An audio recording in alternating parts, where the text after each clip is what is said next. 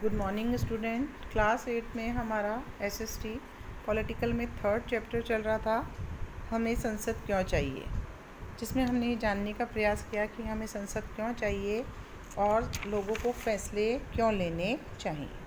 लोगों के फैसलों की जहाँ बात आती है तो हमने ये भी जानने का प्रयास किया कि हमारे देश के अंदर लोकतांत्रिक सरकार का चयन किया जाता है। भारतीय संविधान के अंदर सभी वयस्कों को जो कि 18 वर्ष से अधिक उम्र के होते हैं, वो सभी वयस्क नागरिक देश की सरकार चुनने में, अपने प्रतिनिधि चुनने में अपने वोटों का इस्तेमाल कर सकते हैं, यानी मतदान कर सकते हैं। अब पढ़ते हैं हम उसको आगे और आज कि लोग और उसके प्रतिनिधि क्या होते हैं। चलिए इसके बारे में पढ़ते हैं। सहमति का विचार लोकतंत्र का क्या है? प्रस्थान बिंदु होता है। सहमति का मतलब होता है चाह, स्वीकृति और लोगों की जिम्मेदारी। लोगों का निर्णय ही लोकतांत्रिक सरकार का गठन करता है। लोगों का निर्णय किस प्रकार से कि लोगों का निर्णय, जो कि आप जानते हैं कि लोग अपने प्रतिनिधि को स्वयं के मत के द्वारा अपने लिए चुनाव करते हैं, जो उनका प्रतिनिधित्व करते हैं। लोगों का निर्णय लोकतांत्रिक सरकार का गठन करता है, उसके कामकाज के बारे में फैसला देता है। इस तरह लोकतंत्र के पीछे मूल सोच यही होती है कि व्यक्ति या नागरिक सबसे महत्वपूर्ण है और सैद्धांतिक स्तर पर सरकार व अन्य सार्वजनिक संस्थाओं में इन नागरिकों की क्या होनी चाहिए? आस्था होनी चाहिए। व्यक्ति सरकार को अपनी मंजूरी कैसे देता है, इसके बारे में आपने सभी ने पढ़ा हुआ है कि उसको मंजूरी देने का तरीका होता है चुनाव। आप जानते हैं हमारे देश में चुनाव होता है, लोग संसद के लिए अपने प्रतिनिधियों का चुनाव करते हैं। चुनाव प्रक्रिया यानी मतदान देकर इन निर्वाचित प्रतिनिधियों में से एक समूह होता है जो सरकार बनाता है, और इस सरकार के प्रतिनिधि जो जनता द्वारा चुने गए होते हैं, जो समूह सरकार को चलाता है, वह जो प्रतिनिधियों का समूह होता है उसे हम संसद कहते हैं। संसद सरकार को नियंत्रित करती है और उसका मार्गदर्शन करती है। इस प्रकार से क्या होता है कि अपने निर्वाचित प्रतिनिधियों के माध्यम से हम सब लोग ही सरकार बनाते हैं और उन पर हम अपना नियंत्रण रखते हैं। ठीक है, आपने प्रतिनिधि का यह विचार क्लास 7 और 6 में सामाजिक और राजनीतिक जीवन की पुस्तक में महत्वपूर्ण विषय में पढ़ा। आप जानते हैं कि सरकार विभिन्न स्तरों पर अपने प्रतिनिधियों का चुनाव किस तरह से करती है। आइए इसके बारे में एक अभ्यास यहाँ दिया गया है, फिर से हम उसको दोहरा लेते हैं। कैसे? आप सभी जानते हैं राज्य विधानसभा जो होती है उसमें जो विधायक चुने जाते हैं उन्हें हम कहते हैं एमएलए यानी विधायक। ठीक है, वहाँ के निर्वाचन क्षेत्र जो होते हैं, यानी एक निर्वाचन जहाँ से हम व्यक्तियों का चुनाव करते हैं वो निर्वाचन क्षेत्र होता है, और उसका चुना हुआ जो व्यक्ति होता है वो उस क्षेत्र का प्रतिनिधि होता है। ठीक है, राज्य विधानसभा और संसद यानी लोकसभा में क्या फ़र्क होता है? राज्य की कार्रवाई, राज्य का शासन चलाने के लिए विधानसभा और पूरे देश का शासन चलाने के लिए लोकसभा बनाई गई है, जिसे हम संसद भी कहते हैं। ठीक है, हाँ, यहाँ पर एक प्रश्न भी दिया गया है कि निम्नलिखित कार्यों में से केंद्र सरकार का क्या कार्य है और राज्य सरकार का क्या कार्य है? तो आप देखो चीन के साथ, चीन क्या है? हमारा पड़ोसी राष्ट्र है, तो उसके साथ शांतिपूर्ण संबंध बनाना है, तो ये कार्य केंद्र सरकार का होता है। जबकि मध्य प्रदेश हमारे देश का एक प्रदेश है, राज्य है, उस बोर्ड के तहत आने वाली पुस्तकों के बारे में निर्णय लेना है तो कौन लेगी? राज्य सरकार लेगी।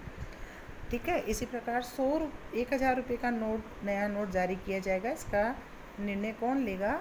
उसका निर्णय, उस काम को केंद्र सरकार करेगी। ठीक है, इस तरह से यहाँ पे दिया गया है, ये समझाने का प्रयास किया गया है। आगे एक और जो महत्वपूर्ण चीज़ है, यहाँ पे हमारी संसद की एक फ़ोटो दी गई है और ये बताया गया है कि भारतीय संसद देश की सर्वोच्च कानून निर्मात्री संस्था है, यानी सबसे ऊंची संस्था। इसके 2 सदन होते हैं, एक होती है राज्यसभा और लोकसभा। अपर हाउस बोला जाता है राज्यसभा को, और लोकसभा दी है। राज्यसभा में कुल सदस्य होते हैं 245, और देश का जो उपराष्ट्रपति होता है वह उच्च सभा का क्या होता है? सभापति होता है। दूसरी तरफ हमारी होती है लोकसभा, जिसके अंदर 545 टोटल सदस्य होते हैं और उसकी अध्यक्षता लोकसभा का अध्यक्ष करता है। ठीक है, ये चीज़ें बहुत इम्पॉर्टेंट है, आप सभी ध्यान से देखें और याद करें। राज्यसभा में 245 सदस्य और लोकसभा में 545 सदस्य। ठीक है, संसद की क्या भूमिका होती है? आप सभी ने देखा है कि भारतीय संसद लोकतंत्र के सिद्धांतों में भारतीय जनता की आस्था का क्या है, प्रतीक है। ये सिद्धांत निर्णय प्रक्रिया में जनता की हिस्सेदारी और सहमति पर आधारित शासन को चलाते हैं। हमारी व्यवस्था में संसद के पास सबसे महत्वपूर्ण शक्तियाँ होती है, क्योंकि यह जनता का प्रतिनिधित्व करती है।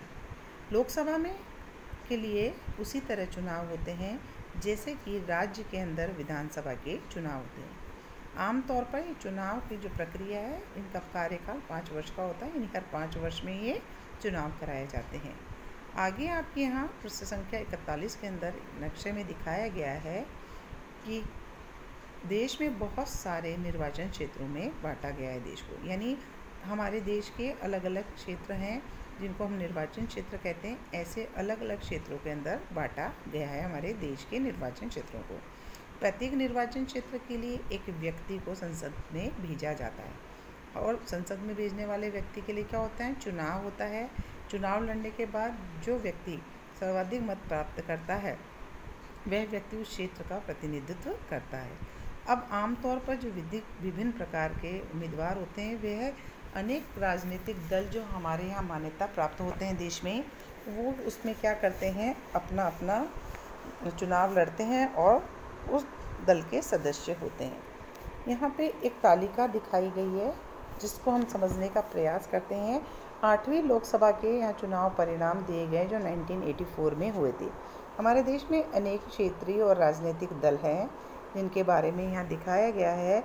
राष्ट्रीय दल में सबसे बड़ी पार्टी जो हमारी है भारतीय जनता पार्टी है, राष्ट्रीय कांग्रेस जनता पार्टी, लोकदल, मार्क्सवादी पार्टी, कम्युनिस्ट पार्टी। तो यहाँ पर उसके निर्वाचित सदस्यों की संख्या दिखाई गई है। भारतीय जनता पार्टी के 2, भारतीय कम्युनिस्ट पार्टी के 2, इस तरीके से प्रत्येक राजनीतिक दल द्वारा निर्वाचित सदस्यों की, जिसको हम सांसद कहते हैं, उसका वर्णन यहाँ पर दिया गया है। अर्थात कुल मिलाकर जो प्रतिनिधि चुनकर हमारे संसद में लोकसभा में पहुँचे उनकी संख्या थी 514। कारण क्या था कि 1984 में असम और पंजाब में लोकसभा के चुनाव नहीं हुए थे। साथ ही साथ इस पृष्ठ पर यह भी समझाने का प्रयास किया है कि 1962 में जो तीसरी लोकसभा का चुनाव परिणाम आया था, उस चित्र पे आपको कुछ सवालों के जवाब देने हैं जो कि आपके पृष्ठ संख्या 28 पर दिए गए हैं। अगर आप खोलेंगे तो इकाई 2 पर दे रखे हैं, जिसमें ये बताया गया है, पूछा गया है कि लोकसभा में किस राज्य के संसद सबसे अधिक हैं। तो आप देखेंगे तो 13 नंबर पर उत्तर प्रदेश लिखा हुआ है, जहाँ पर सबसे ज़्यादा सदस्यों की संख्या होती है लोकसभा में 86। लोकसभा में फिर पूछा गया किस राज्य के सांसदों की संख्या सबसे कम है, तो आपको 16 और 17 नंबर पर दे रखा है मणिपुर और त्रिपुरा, जहाँ पर 2-2 ही सांसद निर्वाचन क्षेत्र से चुनकर जाते हैं। फिर लिखा हुआ है सबसे ज़्यादा किस राजनीतिक दल को सीटें मिली है। तो यहाँ पर देखिए आपने यहाँ पे कॉलम बने हुए हैं। तो सबसे पहला कॉलम 338 सदस्य चुन के गए कांग्रेस से, ठीक है।